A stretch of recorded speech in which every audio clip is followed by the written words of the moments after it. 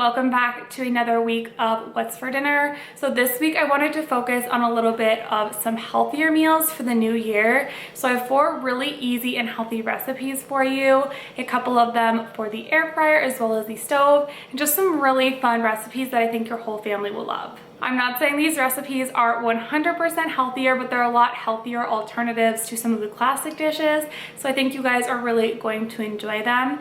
If you are new here, don't forget to hit that subscribe button. I would love to have you over on my channel. I share a lot of cooking content, really easy recipes, crockpot dinners, and other food-related content, so definitely hit subscribe if you are interested, and let's go ahead and get into all of these dinner ideas.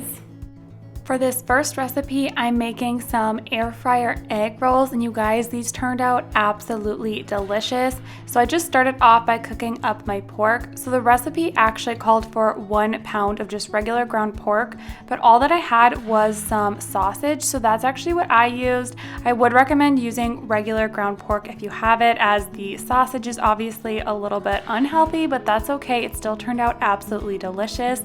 I think you guys are really going to enjoy this one. So I cooked up that pork sausage, and then I'm heating up a couple tablespoons of some olive oil, as well as a tablespoon of some sesame oil, and then 1 teaspoon of some ground ginger, and I'm just adding all of that into the pan.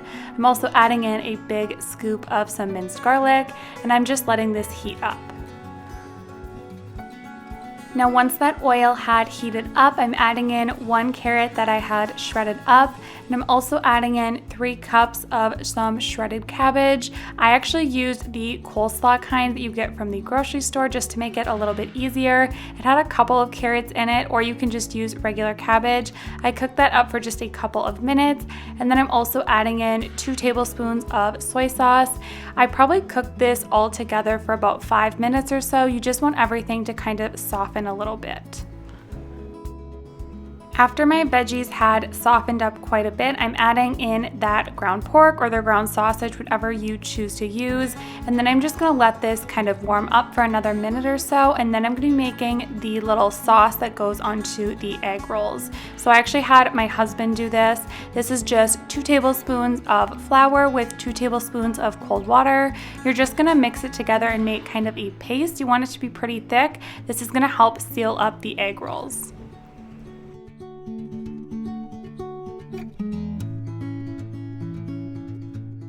Now on to the fun part of actually stuffing the egg rolls. So I just picked up these egg roll wrappers in the refrigerator section at Walmart, and then I'm adding a big scoop of the filling inside, probably like a heaping 1/4 cup if I had to guess, and then I'm taking a little bit of that paste and putting it on the opposite corner, and then you're just going to roll it up, tuck in the corners.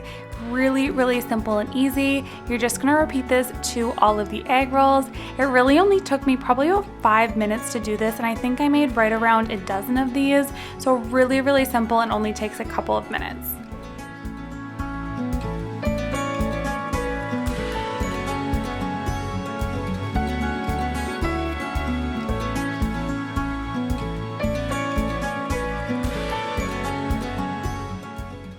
If you've never made egg rolls before, I definitely recommend this recipe. It turned out so good and they were really fun to make.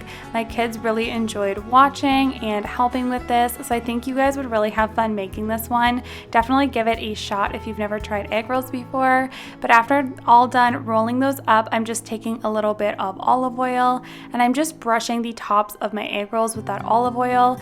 This is just going to help them get really nice and crispy in the air fryer, and they turned out so good in there. I would have never known that they were air fried instead of deep fried, and obviously that makes them a lot healthier to make egg rolls this way instead of the typical way of deep frying them.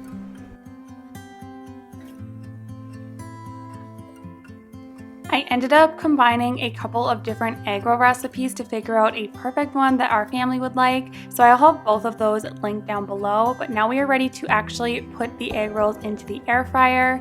So you're just going to put them in at 360 degrees for about 7 minutes. After they've cooked for about 7 minutes, then you're going to flip them over and bake them for another 2 minutes, and they should come out really nice and crispy. I was very impressed with how well that these crisped up in the air fryer. I've talked about this air fryer before, but it's the Ella Combs air fryer. I actually had a different air fryer before this one, and I definitely prefer this one. So if you're on the hunt for a good air fryer, I really recommend it. You can get it off of Amazon. I will have this one linked down below if you guys are interested.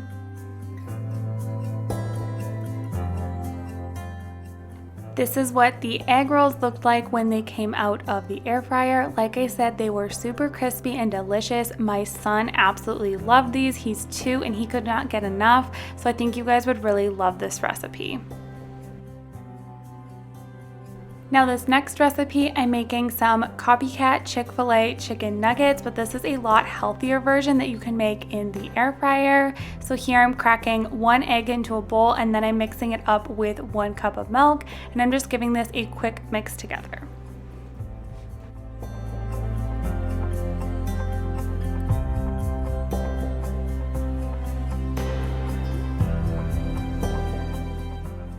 Now the breading for these chicken nuggets is very simple. You're just going to want about 1.5 cups of regular all-purpose flour. You're also going to want 3 tablespoons of powdered sugar. I will say next time, I think I'm only gonna do 2 tablespoons. I just felt like it was a little bit sweet for me. So I think next time I will do 2 tablespoons. And then for the salt, you're gonna want about 2 teaspoons of just regular table salt. For the pepper, it called for 1.5 teaspoons, but I did about 1 heaping teaspoon instead, and then about half a teaspoon of some paprika, and then you're just going to mix all of those dry ingredients together. So for the chicken, here I have 2 chicken breasts that I had cut up into some nugget sized pieces. Most of them were about 1.5 inches, I would say, and I actually let them soak in the fridge in pickle juice for about half an hour before I started making this recipe. So definitely make sure you get them soaking in the pickle juice. That is definitely the secret part to these chicken nuggets. They turn out so good. They have a tiny bit of pickle flavor, just like the Chick-fil-A nuggets, but you're gonna take them out of the pickle juice. I threw them right into the egg wash with the egg and the milk, gave them a good mix in there, and then I'm gonna dump them into the flour mixture. Make sure to get a lot of that liquid off, but you're gonna want to coat your chicken nuggets in that breading.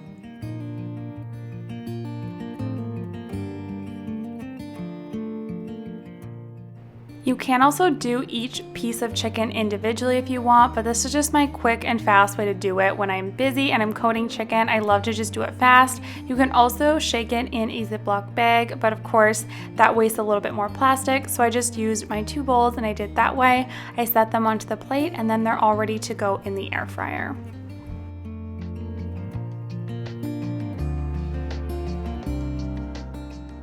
After my chicken was completely coated with the flour mixture, I'm just spraying with a little bit of olive oil cooking spray. That's gonna really help it crisp up in the air fryer.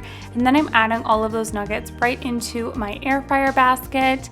These turned out absolutely delicious, nice and crispy, so no need to deep fry them, but you're gonna cook them at 370 degrees for about 8 minutes on each side, I would say. Just check them partway through.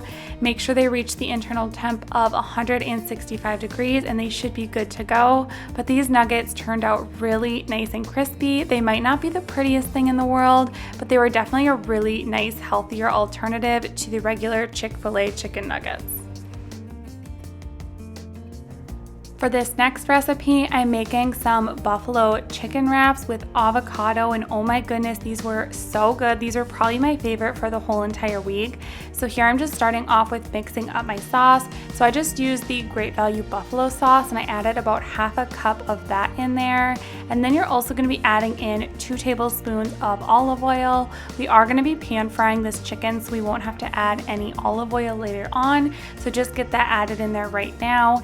And then for some seasonings, you're gonna want about half a teaspoon of paprika, as well as half a teaspoon of some garlic powder. And then I did also add in just a little pinch of salt, gave this a good mix together before adding in my chicken.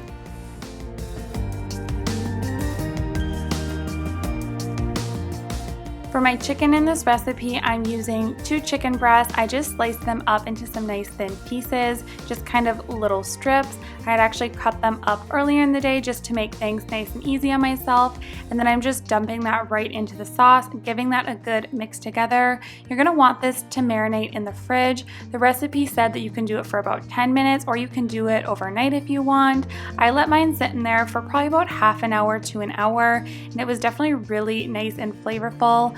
Once that had been soaking in the fridge for a while, I just turned on my stove, heated up my skillet here over medium heat, and then I'm just dumping that whole sauce mixture and everything right into the pan. No need to add any extra oil or butter or anything because there's already olive oil in the sauce, and you're just gonna cook this up until everything is completely cooked through. I would say that mine took around 5 to 7 minutes or so, and then while that chicken is cooking, I'm getting all of my veggies prepped and ready to go. So I decided to cut up some little cherry tomatoes that I had on hand, and then I also wanted to add lots of avocado to this. This kind of replaced the sour cream for me, and this avocado paired so good with the buffalo chicken. I could not get enough of this. It was so good, so I definitely recommend the avocado in this recipe.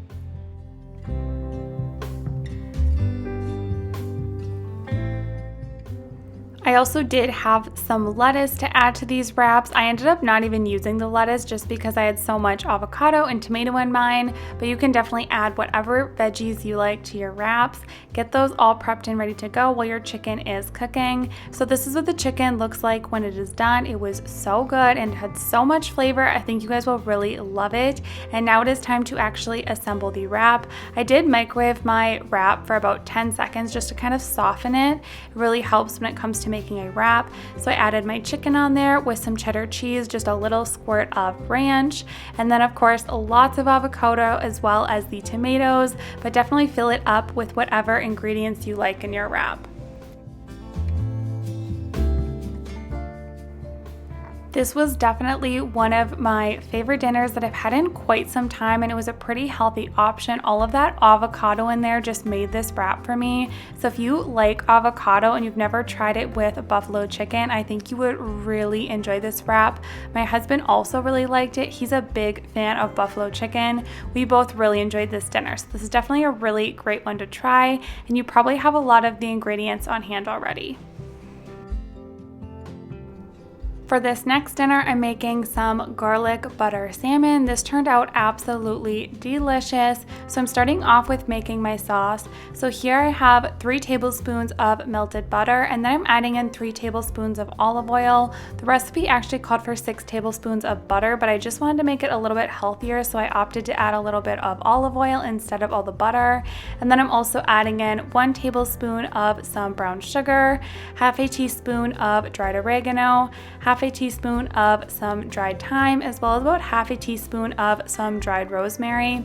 Now the recipe called for rosemary, but I actually did not have any on hand, so I ended up substituting that for a little bit of basil and parsley, but I'm gonna have the recipe linked down below. You can either do it how I made it with the basil and the parsley in there, or you can add the rosemary like the recipe calls for. So go ahead and get that sauce mixed up, and then you're also going to prep your broccoli. So the recipe called for 2 heads of broccoli. Mine were some tiny little ones, so it was probably more of the equivalent of 1 head of broccoli, but I went ahead and got all of that cut up and ready to go.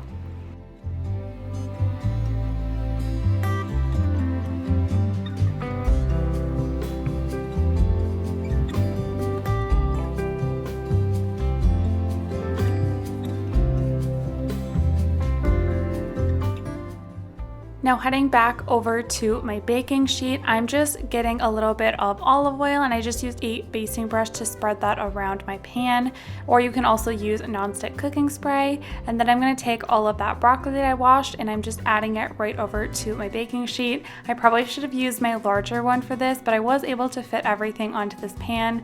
And then I'm adding on my 4 salmon fillets. These were frozen, but I had thawed them out. And then I'm taking a good nice scoop of minced garlic, and I'm adding a little dollop of that to each fillet and spreading that all around.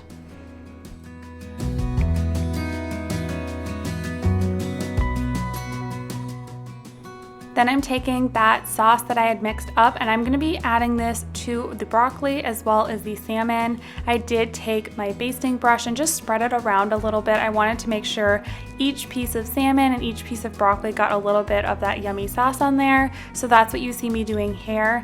And then I'm also gonna be taking a half of a lemon. I'm just taking half of that juice and squeezing it right over the top of all of the salmon as well as the broccoli. And then you can add a little bit of salt and pepper to taste over this whole entire dish.